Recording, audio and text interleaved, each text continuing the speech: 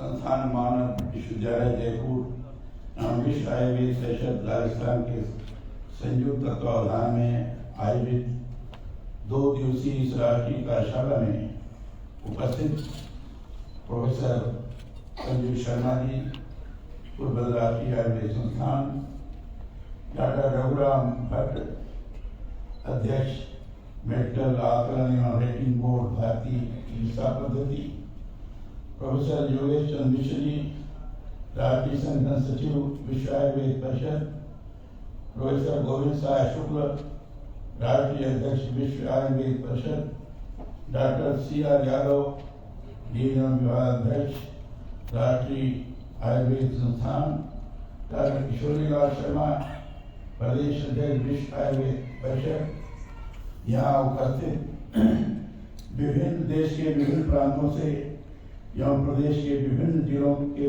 से पधारे चिकित्सकगण, शिक्षक महानुभाव एवं शोध अध्येता, सभी गणमान्य जन एवं मीडिया के मेरे साथियों,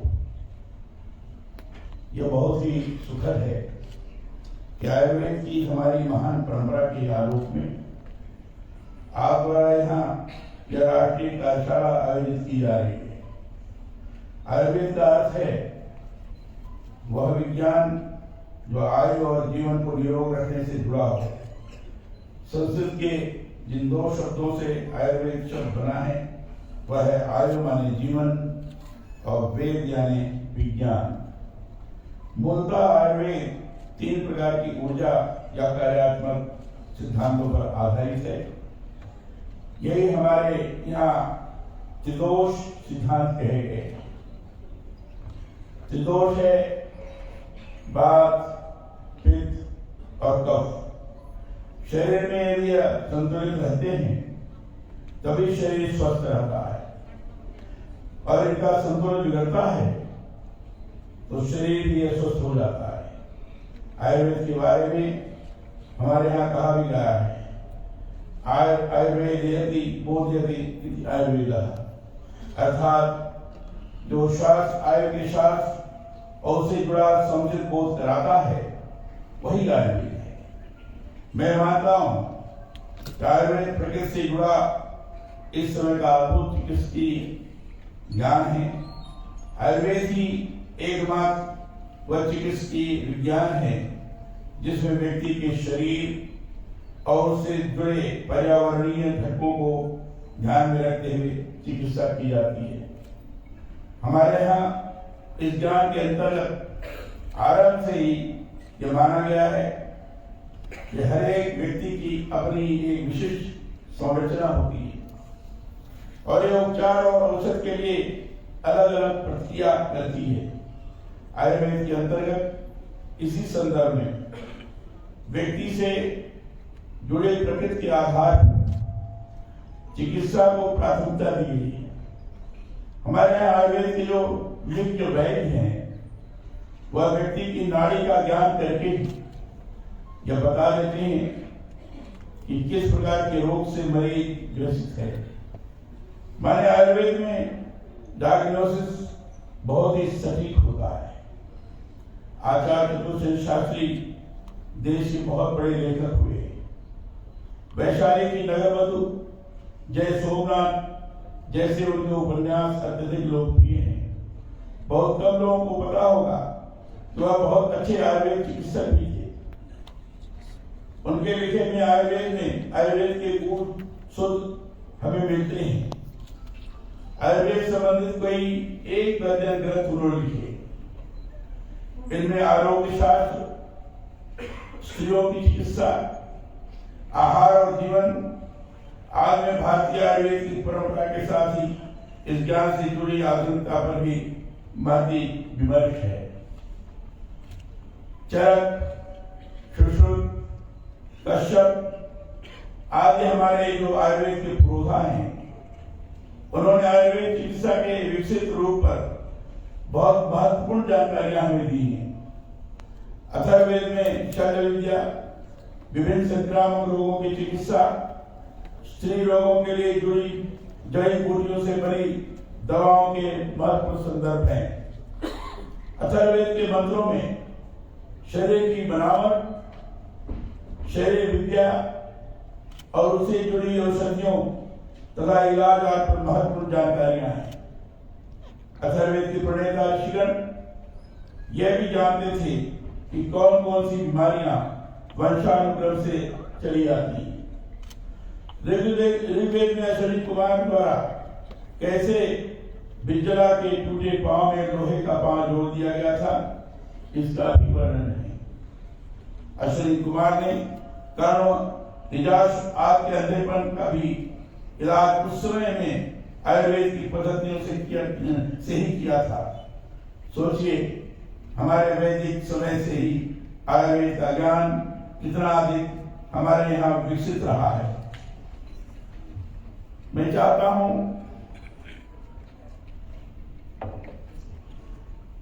आयुर्वेद का यह जो प्राचीन ज्ञान है उसे आधुनिक संदर्भों में जीवंत करने के लिए बृहद स्तर पर कार्य किया जाए।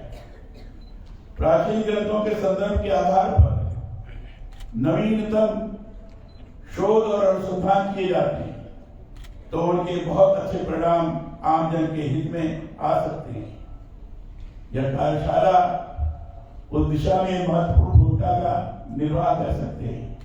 कार्यशालाएं लगभग इसी दृष्टि से होती ही हैं, जहां बाकी की सारी चीजों को व्यवस्थित तौर पर लोग देख सकें, वहीं नवाचार भी कर सकें, अनुसंधान की दिशा में आगे बढ़ सके, ताकि उसके माध्यम से अधिकाधिक आमजन लाभान्वित हो सके। हमारे प्राचीन ग्रंथों में औषधि का अर्थ ही है वेदना को दूर करने वाली वस्तु।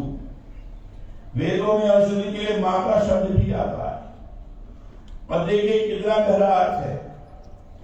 औषधि यानी वह जो मां की तरह आपकी वेदना को कुछ ही देर में दूर कर देती है। लक्ष्मण जी जब मूर्छित हो गए थे तब हनुमान जी संकट मोचन बने थे। वह औषधियों में पौधों का पूरा पूरा पहाड़ी उठा ले आए थे। हनुमान जी मृत संजीवनी, सुवर्ण करणी और संधान करनी ही तो लक्ष्मण के लिए लाए थे। महाभारत में भीम की विषपान से मुक्ति आयुर्वेदीय औषधि से ही हुई थी। बहुत से और इस संदर्भ रामायण, महाभारत और दूसरे ग्रंथों में आयुर्वेद ऐसे हैं जिससे पता चलता है कि आयुर्वेद भारतीय ज्ञान विज्ञान परंपरा का आरंभ से ही महत्वपूर्ण हिस्सा रहा है। यह जो आयुर्वेद का प्राचीन ज्ञान है उसे आधुनिक संदर्भों में कैसे फिर से प्रासंगिक करते हुए इसका उपयोग जीवन में किया जाए, इस पर भी हम सभी को मिलकर प्रयास करने की जरूरत है। कोविड के विकट दौर में हम सभी ने अनुभव किया है कि आयुर्वेद ने महामारी से बचाव में अपनी विशिष्ट भूमिका का निर्वहन किया है। इसलिए मेरा यह मानना है कि आयुर्वेद के हमारे जो मूल शास्त्र हैं उन्हें आधुनिक समय संदर्भों में यदि व्याख्यायित किया जाता है तो असाध्य रोगों और महामारियों की चिकित्सा के शोध के क्षेत्र में भी बहुत कुछ और भी महत्वपूर्ण हम प्राप्त कर सकते हैं। मैं चाहता हूं आयुर्वेद विश्व परिषद जैसे संस्थान संस्कृत के हमारे आयुर्वेद के जो प्राचीन ग्रंथ हैं, इस चिकित्सा से जुड़े जो महती सूत्र हैं और आयुर्वेद से जुड़े हमारे जो पुरानी पीढ़ी के वैद्य हैं, उनके ज्ञान को उनसे संवाद कर सहजने का भी कार्य अपने स्तर पर करें। प्राचीन ग्रंथों को हिंदी में और अन्य भारतीय भाषाओं में उपलब्ध कराने के लिए भी कार्य किया जाना चाहिए। इसके लिए आयुर्वेद में जो शिक्षा प्राप्त कर रहे हैं उनको संस्कृत की भी जानकारी बहुत आवश्यक है। मुझे बड़ी प्रसन्नता हुई डॉक्टर रघुराम भट्ट जी ने अपना पूरा उद्बोधन ही संस्कृत विद्या में उनको बहुत बदला दिया और संस्कृत की जानकारी के बगैर आयुर्वेद की दृष्टि से जो अनेक ग्रंथ हैं और ग्रंथ विशेषता संस्कृत भाषा में ही है। जब तक संस्कृत नहीं आएगी तब तक समुचित तौर पर जो ग्रंथों का अध्ययन कर उसमें से निष्कर्ष निकाल कर आयुर्वेद को बढ़ाने की दिशा में प्रयास होना चाहिए, शायद उसमें कुछ कमी रह जाएगी। इसलिए मेरा विशेष रूप से आग्रह भी है कि संस्कृत की जानकारी की जाए तो बहुत अच्छा है। संस्कृत पढ़ाई भी होना बहुत आवश्यक है। दक्षिण भारत में तो आयुर्वेद सिद्ध विज्ञान के रूप में भी निरंतर विकसित हुआ है। मैंने आयुर्वेद की बहुत सी जो पुस्तकें पढ़ी हैं, हिंदी में थोड़ी बहुत देखा है मैंने, उनसे ये भी पता चलता है कि आयुर्वेद का हमारा जो प्राचीन ज्ञान है उसे दूसरे देशों ने भी निरंतर अपनाया। अरब के हकीमों ने भारतीय आयुर्वेद के अंतर्गत आहार विहार के साथ प्रकृति से अपना तारतम्य स्थापित करते हुए जड़ी बूटियों यूनानी वस्तुओं के मिश्रण एवं प्रयोग से यूनानी चिकित्सा परंपरा की शुरुआत की। होम्योपैथी को ही ले, इसमें शरीर की प्रवृत्ति के आधार पर चिकित्सा की जाती है। विभिन्न रसायनों के जरिए इस पद्धति में व्यक्ति की मनोवृत्ति तक परिवर्तित करने की चिकित्सा की जाती है। परंतु मैं मानता हूं ने इस पद्धति को भी आयुर्वेद की हमारी परंपरा से प्रेरित होकर ही विकसित करने का कार्य किया होगा। च्यवनप्राश का सेवन प्राय सभी करते हैं, परंतु इसकी खोज कभी च्यवन ऋषि ने की थी। संस्कृत के महाकवि बाण भट्ट ने अपने लिखे हस्तलेख में च्यवनाश्रम का उल्लेख किया है। आयुर्वेद के अंतर्गत मनुष्य के शरीर और प्रकृति के अनुकूल देश काल आदि का विचार कर रोग निदान का महत्वपूर्ण कार्य किया जाता है। केरल को देवताओं की भूमि कहा गया है। पर्यटन में हमारा यह राज्य विश्व भर में अपनी अलग पहचान रखता है, परंतु उसके पर्यटन का मूल आधार ही आयुर्वेद की पंचकर्म चिकित्सा पद्धतियां हैं। सुदूर देशों से लोग पंचकर्म चिकित्सा के लिए केरल आते हैं। माने आयुर्वेद के हमारे ज्ञान को यदि आधुनिक संदर्भों में विकसित किया जाता है तो उसके बहुत अच्छे परिणाम राज्यों की अर्थव्यवस्था को सुदृढ़ करने के रूप में भी सामने आ सकते हैं। ऋषि मुनियों ने बहुत शोध करके इस चिकित्सा पद्धति के अंतर्गत शरीर को रोगों से बचाने, रोग होने पर निरोग करने और लंबी आयु के लिए महान सूत्र हमें दिए हैं। कोविड के विकट दौर में हमने देखा है कि किस तरह से आयुर्वेद के जरिए बृहद स्तर पर संक्रमण को रोके जाने के साथ इम्यून पावर बढ़ाने के लिए आयुर्वेद काढ़े का सबल प्रयोग किया गया था। मुझे बताया गया है कि कोविड काल में राजस्थान देश का प्रथम राज्य बना जहां पर आयुष कोविड केयर सेंटर की स्थापना की और जन सामान्य को चिकित्सा पद्धति का निरंतर लाभ मिला। यह बहुत महत्वपूर्ण है। आज यहाँ उपस्थित आयुर्वेद के ज्ञान से जुड़े विद्वजनों से मेरा आग्रह है कि गैर संक्रामक रोगों में इन शोध कार्यों पर और अधिक प्रमाणीकरण के साथ आयुर्वेद के अंतर्गत कार्य किया जाए। रोग परीक्षा एवं रोग निदान के क्रम में नाड़ी परीक्षा की हमारे यहाँ जो बहुत सफल परंपरा रही है उसको फिर से विकसित करने के लिए प्रभावी प्रयास किए जाए। नाड़ी के माध्यम से तो मैंने देखा है कि गांव में रहने वाला व्यक्ति शहर में आकर वैद्य को अगर अपनी नाड़ी दिखाता है तो नाड़ी के माध्यम से उस व्यक्ति के मां के बारे में रोग का डायग्नोसिस हुई। मैंने प्रत्यक्ष रूप से देखा है। मैं वाराणसी में था। वाराणसी में जब मैं पढ़ता था तो उस समय एक वैद्य जेटली जी हुआ करते थे। और दूध नाड़ी के माध्यम से भी वो इलाज करते थे। मैं उनके यहाँ बैठा हुआ था, एक व्यक्ति गांव से आया और उसने कहा कि मेरी माँ की तबीयत बहुत खराब है, मैं चाहता हूं कि आप उसे दवा दे दीजिए। उन्होंने उसकी नाड़ी देखा और नाड़ी देख करके उसके माँ के पूरे फिजीक के बारे में इस तरीके से वर्णन किया कि मानव प्रत्यक्ष रूप से उसकी मां वहां विद्यमान है। रोग के बारे में पूरा उन्होंने बताया और वहीं से दूध नाड़ी के माध्यम से उन्होंने उसको वहां से औषधि प्रदान की। इसलिए नाड़ी विज्ञान महत्वपूर्ण विज्ञान है, आज उसकी कमी हो गई।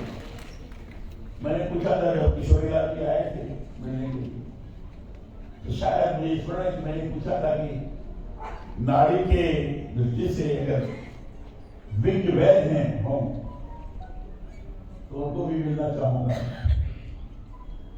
नाड़ी विज्ञान स्वयं में इतना बड़ा विज्ञान है कि सही तौर पर उसको विस्तृत किया गया तो आम जनता का लाभ हो सकता है। मुझे जान के एक सुखद लगा है कि आयुर्वेद परिषद को विभिन्न सेवा कार्य करते हुए 25 वर्ष पूर्ण हो चुके हैं। जो इस वर्ष संस्था ने रजत जयंती वर्ष मनाया, यह जानना भी प्रसन्नतादायक है कि भारत के 28 राज्यों और केंद्र शासित प्रदेशों में परिषद ने अपने संगठनात्मक कार्य का विस्तार किया। इसके अलावा America, Nepal, Sri Lanka, Germany, Italy, Netherlands, Korea आदि दुनिया के कई देशों में विश्व आयुर्वेद परिषद के कार्यकर्ता सेवा कार्य कर रहे हैं। मैं सभी को शुभकामनाएं देता हूं और यह अपेक्षा भी करता हूं कि आप आयुर्वेद के आधुनिकीकरण के लिए भी निरंतर कार्य करेंगे। यह जो कार्यशाला द्वारा आयोजित की जा रही है वह बहुत महत्वपूर्ण है, मैं इसको बहुत महत्व देता हूं। और डॉक्टर संजीव शर्मा जी ने अच्छा कहा कि समय समय पर यहाँ इस संस्थान में कार्यशालाएं आयोजित कर विभिन्न प्रकार के अनुसंधान की दिशा में भी लोगों को अग्रसर करने की कोशिश की जा रही है। इसके लिए मैं शर्मा जी को बहुत बहुत बधाई देता हूं। मुझे बताया गया है कि इससे जिन लोगों में लाभकारी आयुर्वेद की प्राचीन विधा अग्निकर्म, अव्यवस्थित जीवन शैली जनित रोग, मधुमेह, हृदय रोग, मोटापा, थायराइड पर विशेषज्ञों के प्रायोगिक अनुभव साझा किए जाएंगे। यह बहुत अच्छी पहल है। मैं चाहता हूं आयुर्वेद परिषद आयुर्वेद से जुड़े ज्ञान के तमाम आयामों पर विमर्श की नई राहें देश विदेश में खोले। इससे आयुर्वेद की हमारी महान परंपरा का फिर से जीवन किया जा सकेगा। मैं आशा करता हूं कि 2 दिवसीय प्रायोगिक कार्यशाला आयुर्वेद विज्ञान के हित में बहुत ही सार्थक सिद्ध होगी। आपने मुझे यहाँ आने के लिए आमंत्रित किया था, उस समय की बात सही है कि आज मैं नहीं रहने वाला था। आज मुझे लखनऊ में रहना था, तो मैं लखनऊ में था।